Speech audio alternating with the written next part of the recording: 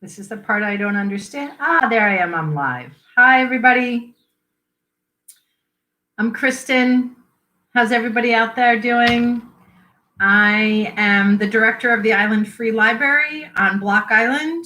This is an Island Free Library daily program every day at 3 o'clock. I read a short story to adult audiences.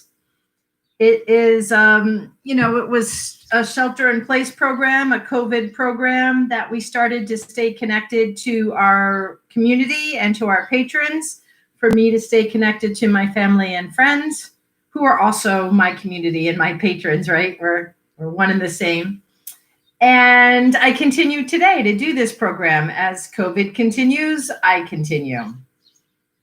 It is Monday afternoon, July 13th. I'm reading from home today. It's usually a no work day for me, although I did work today. I've done some other crummy things today too, like deal with 2 broken cars and 2 broken bikes and a broken laptop and blah, all that stuff. So I'm a little out of sorts, but I have a story and I have a moment to be with you. And so I'm going to enjoy that. I have a sip of water. Does everybody have something to drink? Maybe some iced tea, maybe some iced coffee, maybe some water.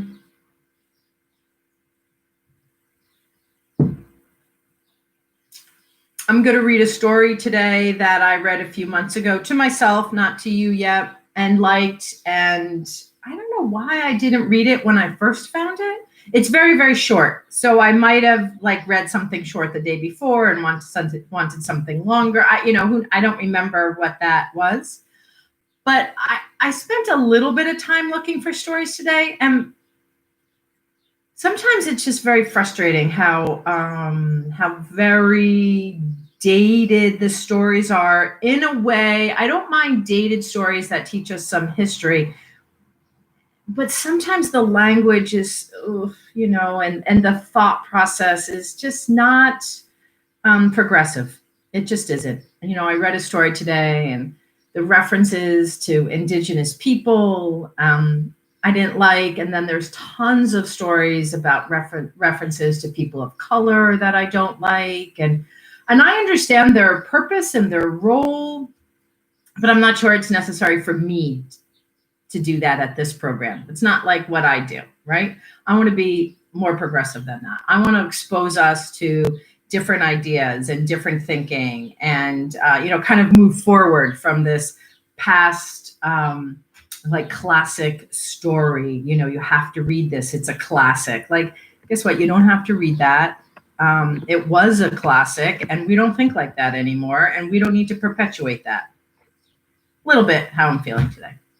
So thinking of that and knowing that, I'm going to read a story from Sandra Cisneros, who I love, and is a woman. I believe she's from Puerto Rico. I believe that's right, but that could be wrong. Gosh, here I am being exactly what I didn't want to be. Let me see if I can find where she's from real quick. So this, this is when I read from home. I read from my son's textbook. Sometimes. Yesterday I read from home and read off the internet, but I like this book, so I read from it. Hold on. She should be, oh no, she's a C. Hold on. Let me look her up. Oh, nope, I'm wrong. Born in a Hispanic neighborhood in Chicago, Cisneros spoke Spanish at home with her Mexican father, Chicana mother, and 6 brothers. So I thought one of her books was autobiographical. I wasn't just making a big assumption there. And I thought it was this book. I thought it was another book that was autobiographical, which is why I assumed she was from an island. But she was born in Chicago. There we have it. I could be confusing authors too, because I'm having a confusing day. Anyway, I'm going to read from this book today, 40 Short Stories, a portable anthology, edited by Beverly Lawn. I'm reading a story by Sandra Cisneros. She wrote a book called The House on Mango Street. This short story is called The House on Mango Street. We didn't always live on Mango Street. Before that, we lived on Loomis on the third floor. And before that, we lived on Keeler. Before Keeler, it was Paulina. And before that, I can't remember. But what I remember most is moving a lot. Each time it seemed there'd be one more of us. By the time we got to Mango Street, there were 6. Mama, Papa, Carlos, Kiki, my sister Nenny, and me.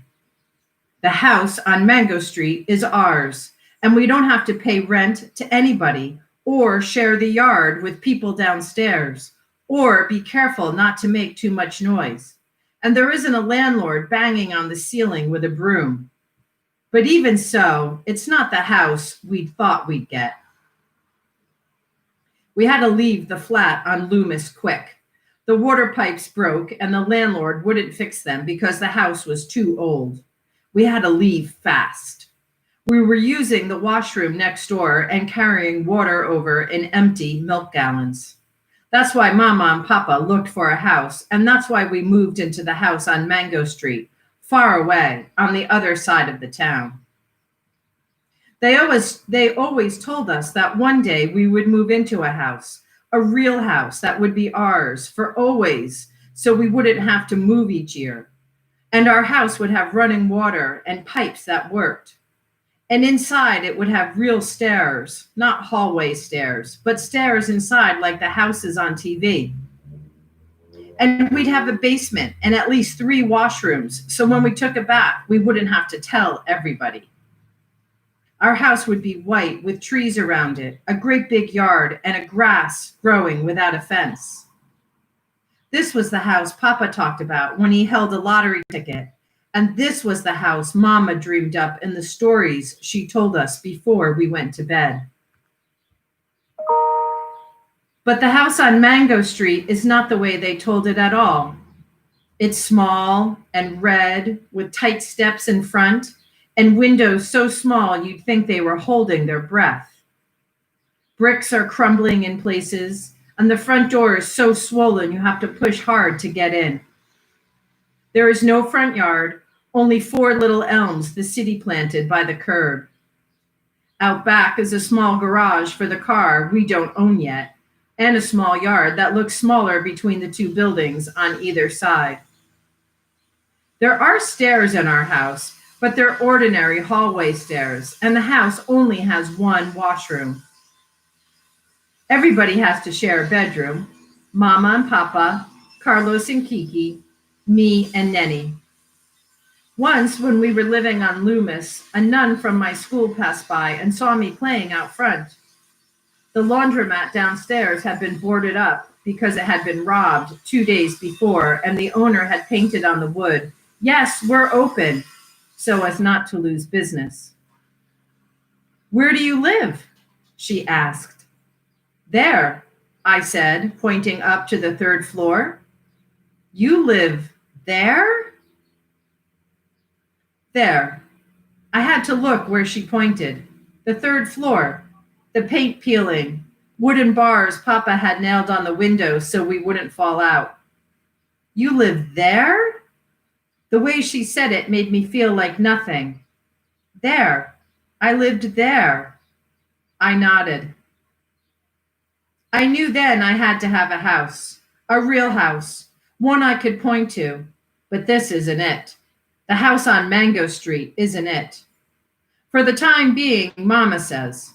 Temporary, says Papa. But I know how these things go.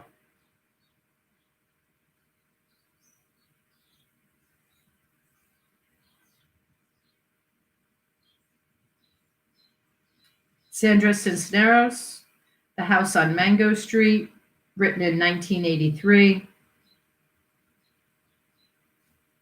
That is a short story in own voice, writing of her experience.